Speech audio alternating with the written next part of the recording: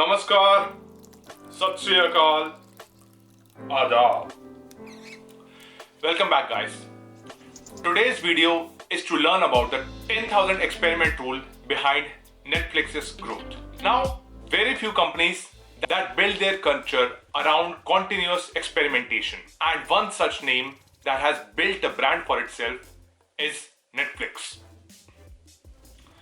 Now, Netflix is a household name if you are someone who lives in the US. And for those in India, Netflix is on its way to make a dent in the Indian OTT space. Now, I will say this video is going to be in complete English because there are some technical terms which you won't be able to understand and I won't be able to explain if I was speaking in Hindi. Secondly, this is a very detailed video, so please take out your notepad or something to write on if you are someone who actually likes to make notes, because this is going to be a very detailed video. Okay, so what is the 10,000 experiment rule behind Netflix's growth? Now the term 10,000 hours is coined by Matthew Gladwell in his book Outliers. Focusing on deliberate practice to excel in any field can create results, and 10,000 hours of continuous practice can make you reach at the top of your field among your peers in the field of your choice. Now, coming back to Netflix, it runs thousands of experiments daily, and based on the insights, it runs more experiments the very next day. Let's understand Netflix's methods in experimentations as a way of remaining competitive. Now, Netflix is a brand that has existed for 25 years. And Netflix has existed for 25 years, long before internet got its widespread adoption. And because of their practice of deliberate experimentation, the company has absolutely trounced NASDAQ and S&P 500 indices. Now, see the chart on the screen that you're seeing and the kind of growth that Netflix has showcased in the past decade. This is because Netflix accounts for 15% of all internet usage across the world and 31% of internet television time. So, what is the story? Let's do a complete recap. In 1997, Netflix began as a DVD mailing service. One day, Reed Hastings, CEO and founder of Netflix, decided to drive into a movie store and purchase a DVD. But instead of actually, buying it and taking it home directly, he decided to have it mailed to him.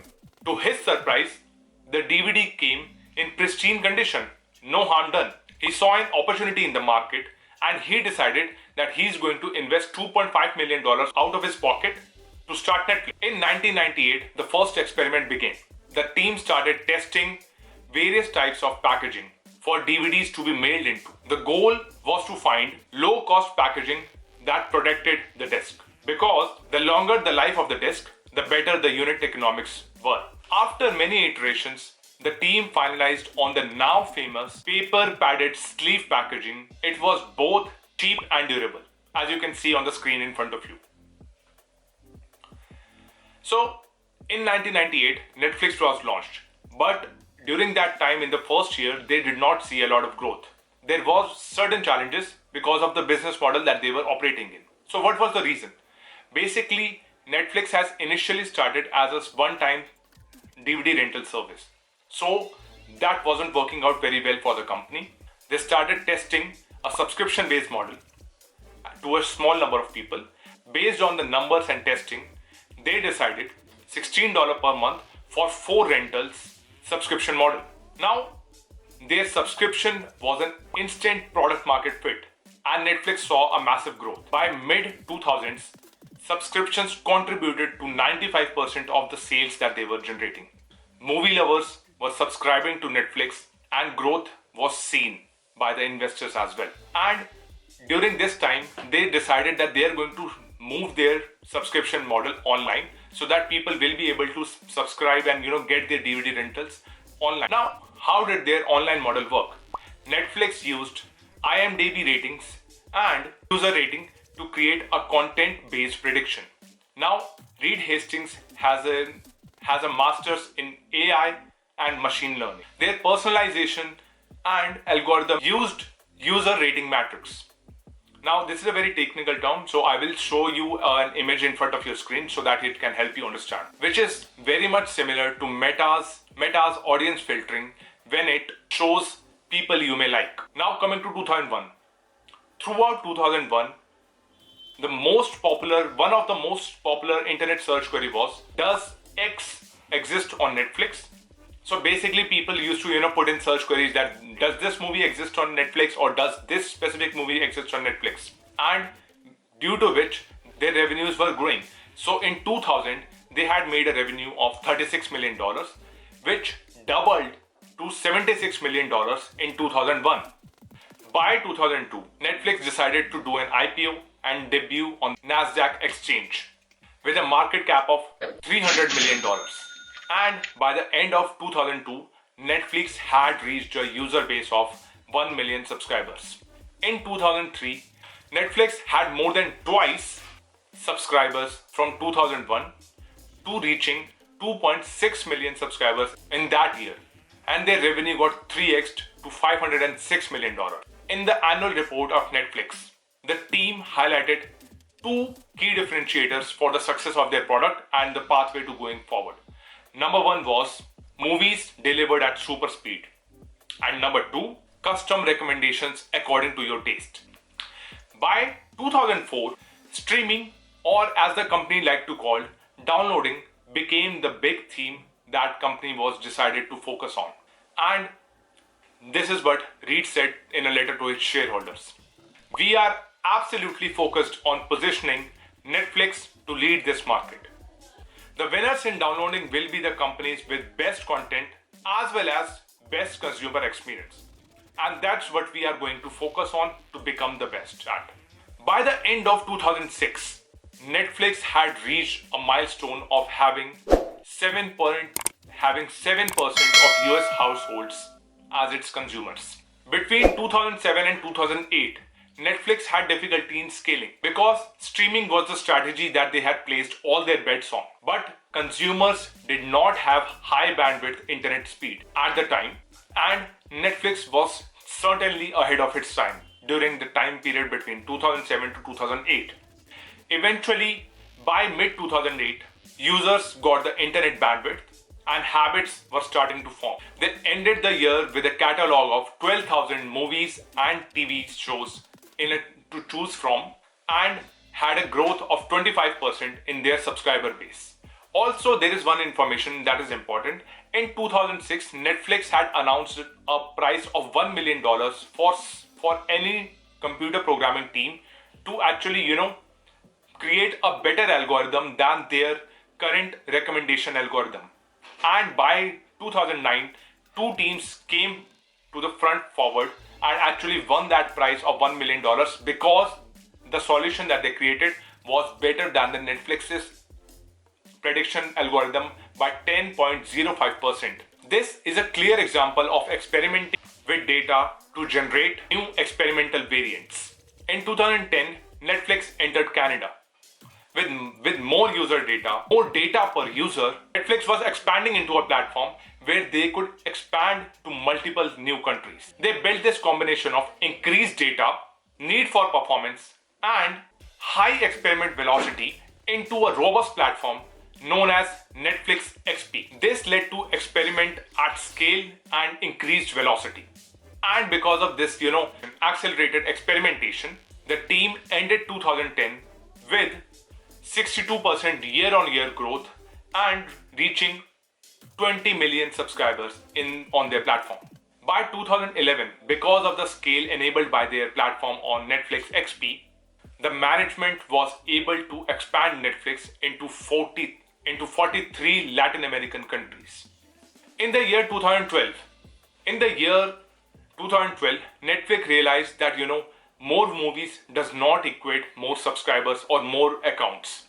Instead, high quality content driven by recommendation was more important for the growth in subscriber base. And therefore, by 2013, they decided to go bold.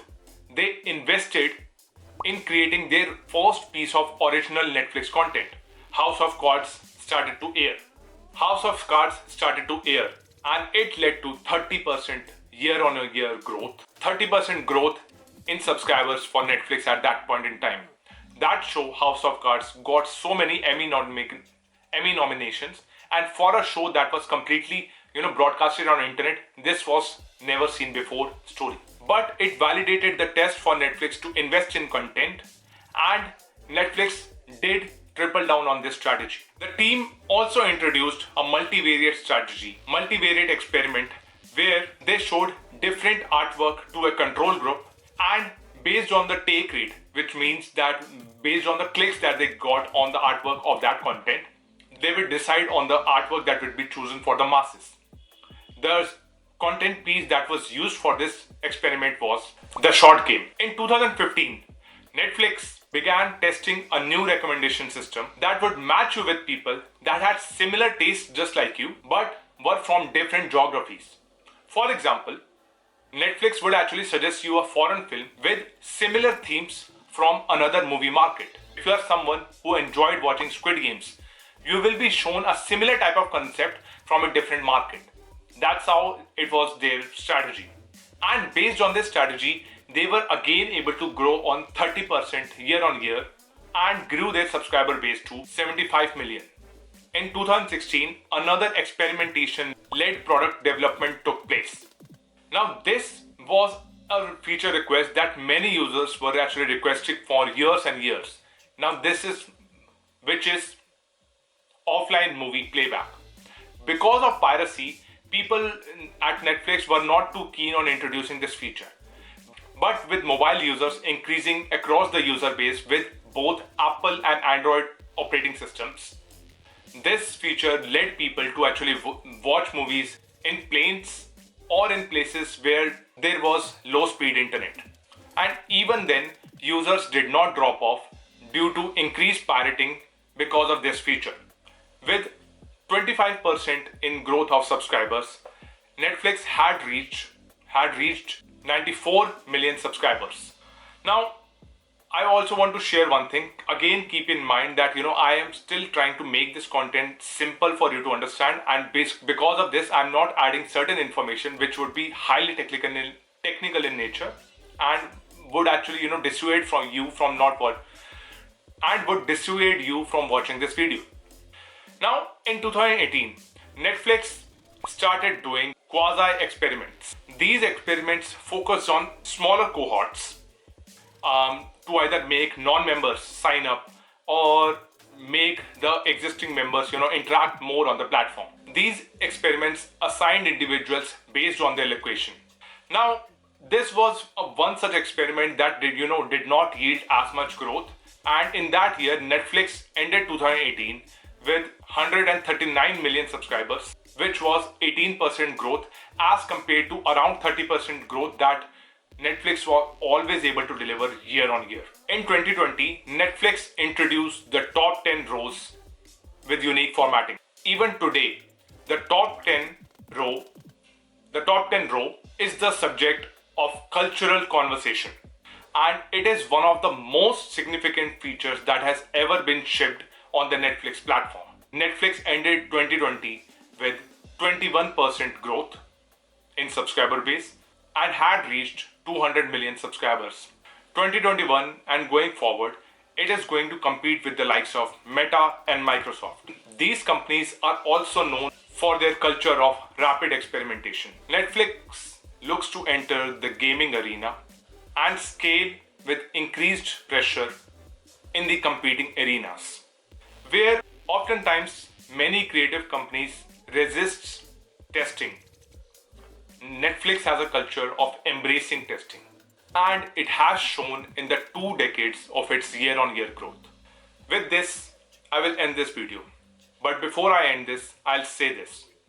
Netflix is facing competition in India by Amazon Prime and Hotstar. But their focus on user experience and investment in high quality content would most likely in the coming years give a return. Do you think Netflix is going to be a big brand even in India in the coming years? For me, if I was to actually give my opinion, I would say 100%. I believe in the story of Netflix, what the management style of Reed Hastings is like, and how the company has already shown growth.